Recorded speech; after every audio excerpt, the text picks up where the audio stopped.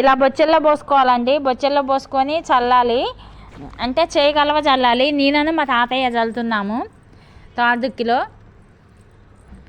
చూడండి మేము ఇలా చల్లుతామండి.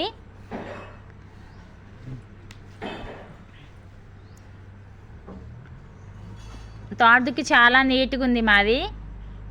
వర్షం వచ్చింది కాండి, దబున దబునగా ఉంది.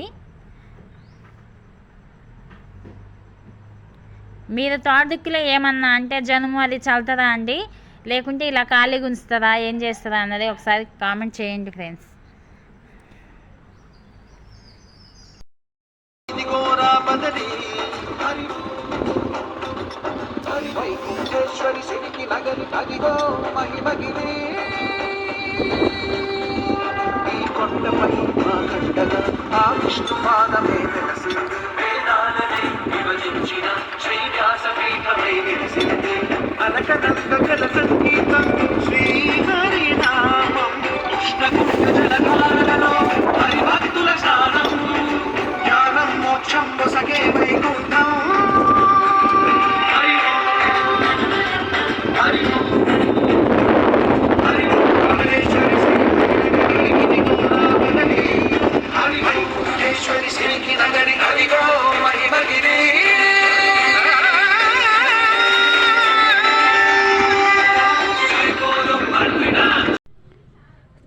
చల్లటం అయిపోయిందండి. అంతా చల్లటం అయిపోయాక ఇలా గొరసెట్టేస్తామన్నట్టు, అంటే సేంద్రియ ఎరువు చల్లటం అయిపోయింది.